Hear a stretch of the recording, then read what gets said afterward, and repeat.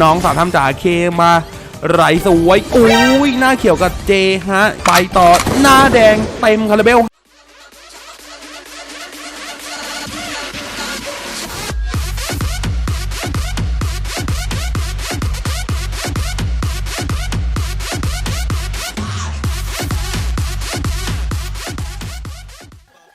คำเตือนรายการนี้เหมาะสำหรับผู้ชมที่มีอายุ 18 ปีขึ้นไปไม่แนะนำให้ทำตามทำเพื่อความบันเทิงเท่านั้นวิดีโอนี้มีเนื้อหาที่ไม่เหมาะสมโปรดใช้วิจารณญาณในการรับชมด้วยนะจ๊ะ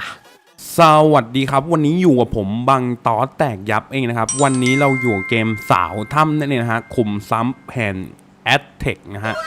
มาเรามาเริ่มกันเลยนะฮะวันนี้พกทุนมา 5,000 บาทนะครับขอไปที่เบ็ด50ได้ไหมจ๊ะขอไปที่เบ็ด50ได้ไหมจ๊ะล้างเกลือ10หมุนพร้อมเปิดเทอร์โบฮะไหลลุ่มจ๊อบเลยฮะเคมาหน่อยดูไหลเสียวที่10ฮะสาวถ้ำจ๋าไม่เจอกันนานคิดถึงจังเลยเจมาดูไหลสวยไหลซอสไปฮะสาวถ้ำเคมาอย่างเดียวเลยตัวอื่นไม่มาเลยฮะเจโดไปต่อที่เจฮะเจมาแล้วว่ะตัวอื่นมาแล้วว่ะไหลเสียวไหลซอสไปครับไปเต้าไหลลุ่มจ๊อโอ้โหหมดไวเหลือเกินนะฮะ10หมุนไปฮะเบ็ด50ซื้อไป 2,500 น้องจะว่าไงจ๊ะน้องสาวถ้ำจ๋าสเก็ตเตอร์4ตัวฮะ10หมุนนะฮะเริ่มกันเลยสิครับนอนไปต่อสักกันต่อครับผมหมับเข้าให้ฮะไม้แรงไม่เป็นไรไม้ต่อไปอย่าขิดเป็นพอฮะคิวมาเดี๋ยวดูไหลสวยไหลซอสไปฮะไอ้เต้าไปต่อที่เจกับหน้าเขียวฮะหน้าเขียวเติมแป้งหน่อยไหลต่อที่เคตั้งด่วยอีกแล้วไปต่อที่หน้าเขียวหน้าทองมาอีกไหลสวยหวานเจี๊ยบฮะรางวัลก้อนโต 1,195 เปิดหัวได้สวยไอ้เต้าไปต่อฮะอีก6หมุน6ไม้หน้าเขียวแย้วเติมแป้งหน่อยนะจ๊ะน้องสาวทำจ่าเคมาไหลสวยอุ้ยหน้าเขียวกับเจฮะอยู่ที่หน้าเขียวตลอดเลยครับไอ้เต้าไปต่อฮะรางวัลซุปเปอร์มาร์เก็ต 3,060 ตบมือนะครับรอซอทำหรือมีกำไรไม่กำหมัดแล้วนะฮะสาวถ้ำทั้งใจเลยสิจ๊ะแบบนี้หวานเจี๊ยบไหลต่อครับไหลต่อสักต่อฮะอีก3ไม้อย่ารอซอสเคมาอีกแล้วฮะไหลต่อโอ้ยไม่ไหลเลยว่ะแต่แตกปังอยู่นะฮะไม่ปังปีหน้าเป็นพอนะฮะไปต่อหน้าแดงเต็มคาราเบล 5,000 เชดโดเอาเรื่องหวานเจี๊ยบนะฮะรางวัลซุปเปอร์มาร์เก็ต 5,000 บาทท้วนนะฮะไม่มีขาดไม่มีเกินเลยครับไปต่อไม้สุดท้ายรางวัลรวมเท่าไหร่ฮะเท่าไหร่ฮะ 1470 หวานเจี๊ยบไปต่อสักต่อฮะไปต่อสักต่อที่เบ็ด100อีช้อยหมดฉากไหมฮะเบ็ด100ล้างเกลือ10หมุนเอาเรื่องเอาราวหน่อยดูโอ้โหไหลทิ้งไหลคว้างมากแม่สาวถ้ำจ๋าเคตั้งด่วยมา320สวยมากแม่ไหลต่อที่เคอีกแล้วฮะ40เบ็ด100นะเฮ้ยแตก40หลอไปฮะซื้อฟิวเจอร์อย่างไว 5,000 ฮะเบ็ด100จะเกลือหรือเปล่ามาลุ้นกันฮะสเก็ตเตอร์4ตัวเหมือนเดิมฮะ10หมุนสาวถ้ำจ๋าอย่าเป็นสาวนาเกลือเป็นพอนะครับเปิดหัวไม้แรกหน้าเขียวเติมแป้งไปอีกฮะ120ไหลสวยที่เคอีก160ไปต่อฮะไอ้เต้าซื้อไป 5,000 โอ้โหเคเจเต็มแผง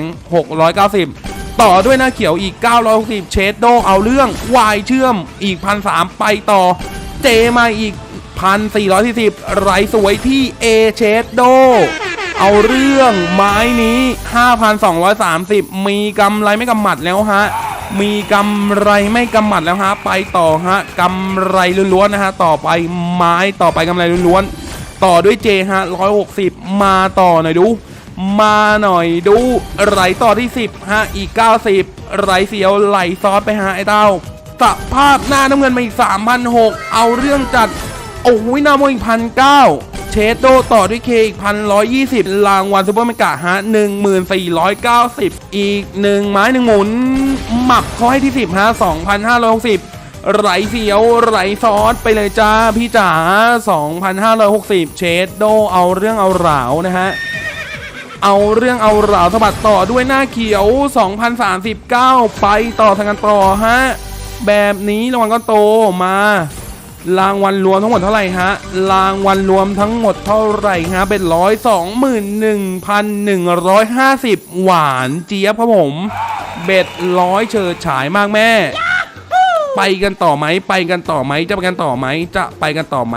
อ่ะเดี๋ยวขอไปเล่นไหลนอกที่เบ็ด200สัก10หมุนแล้วกันนะฮะมาต่อสิฮะโอ้โหเต็มคาราเบลอีก 2,280ไหลนอกก็ตึงเหมือนกันนะนี้30,000แล้วชโดต่อด้วย10เต็มคาราเบลไปต่อใส่ต่อโอ้โหเคเจเต็มแผงไหลเขียวที่หน้าเขียวอีกแล้วฮะเติมแป้งหน่อยฮะสาวทำจ๋าเติมแป้งหน่อยดิจ๊ะโอ้โหหน้าแดงอีก200โอ้โหต่อด้วยเคอีก160อย่างมันว่ะโอ้โหคิว640ไปต่อฮะเกือบจะเกลือมากดมือเดี๋ยวไปกดมื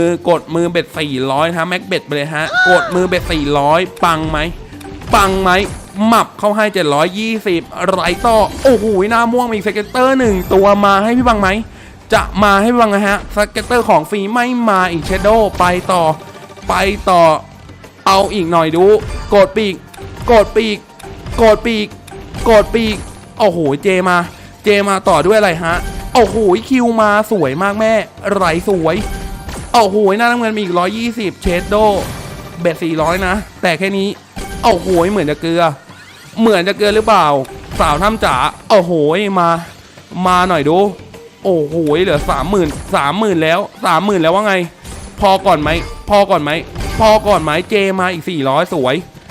ไหลต่อไหมหน้าม่วง910สวยฮะขึ้นไปอีกแล้วหน้าน้ำเงินอีก720เอาเรื่องเอาราวที่สุดไปต่อหมับเข้าให้เต็มคาราเบล35,000 หวานเจี๊ยบต่อด้วยหน้าเขียวไปอีก 2,110ไหลต่อที่เอกับหน้าแดง3,600เชดโดหน้าชมพูอีก320เอาเรื่องหน้าน้ำเงินอีก7,200เอาเรื่องเอาราวที่สุดโคตรตึงหวานเจี๊ยบฮะรางวัลซุปเปอร์กะ 22,060โอ้โหเอาไปว่าพอแค่นี้กว่าฮะทุน 5,000 มา 52,000นะฮะถ้าใครชอบก็ฝากกดไลค์กดซับสไครต์ให้พี่บังด้วยนะครับขอบคุณครับ